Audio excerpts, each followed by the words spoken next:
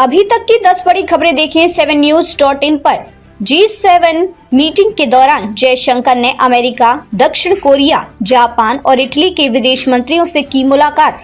G7 विदेश मंत्रियों की बैठक में भाग लेने के लिए 24 से 26 नवंबर तक भारतीय विदेश मंत्री एस जयशंकर इटली के दौरे पर थे, जहां उन्होंने अमेरिकी विदेश मंत्री एंटनी ब्लिंकन समेत कई देशों के विदेश मंत्री से मुलाकात की, जिसकी जानकारी उन्होंने अपनी सोशल मीडिया के माध्यम से साझा की।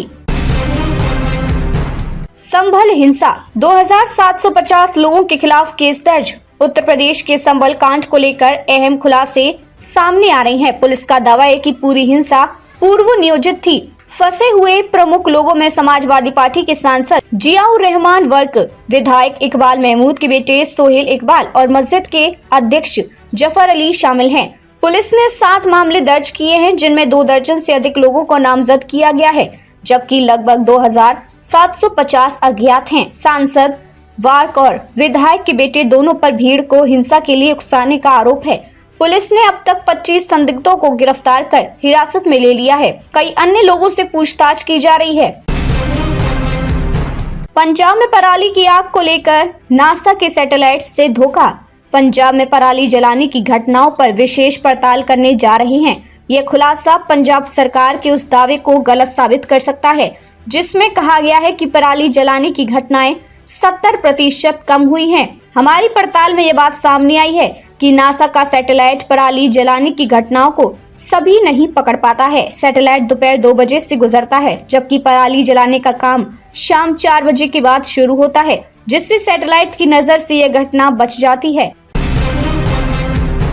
ग्रेटर नोएडा एक्सप्रेसवे पर वाहनों की रफ्तार पर लगेगा ब्रेक। अगले महीने से कम होगी स्पीड लिमिट। कोहरे के प्रभाव को देखते हुए शहर की 6 प्रमुख सड़कों पर भी वाहनों की गति सीमा घटाई जाएगी। नोएडा प्राधिकरण और ट्रैफिक पुलिस ने सड़कों पर घटनाएं रोकने के लिए अतिरिक्त इंतजाम किए हैं। प्राधिकरण द्वारा एक्सप्रेसवे और अन्य सड़कों पर नई गति सीमा की जानकारी देने के लिए सूचना बोर्ड लगाए जाएंगे। दिल्ली में स्कूलों के संचालन को लेकर सुप्रीम कोर्ट ने अब क्या कहा।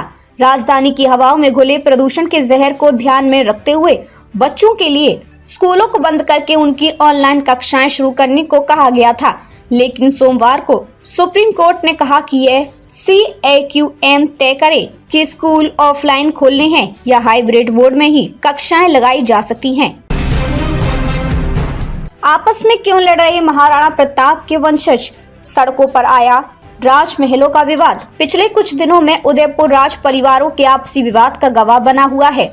मामला इतना गंभीर हो गया है कि प्रशासन को रिसीवर तक नियुक्त करना पड़ा है। दरअसल संपत्तियों का ये विवाद अभी का नहीं है, ये कई पीढ़ियों से चला आ रहा है। फिलहाल 2 चचेरे भाई आमने सामने हैं। पंजाब हरियाणा बॉर्डर पर किसानों का आमरण अनशन, दिल्ली मार्च का ऐलान। पंजाब और हरियाणा के बॉर्डर पर खनौरी और शंभू प्रदर्शन फरवरी 2024 से जारी है। जगजीत सिंह धलेवाल की ओर से आमरण अनशन का ऐलान किया गया था, जिसके बाद उन्हें पुलिस ने डिटेन कर लिया। इसके बाद किसानों ने दिल्ली पैदल मार्च का ऐलान किया।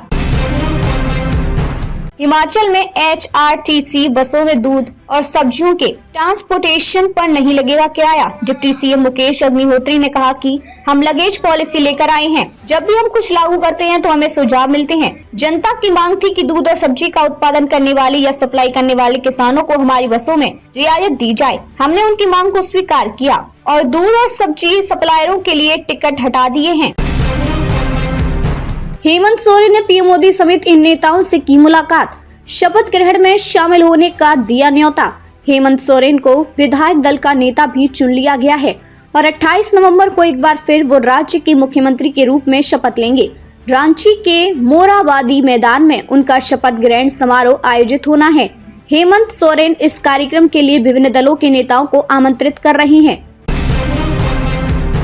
अवैध तरीके से LOC पार कर POK पहुंची भारतीय महिला। सुरक्षा एजेंसियों ने शुरू की जांच।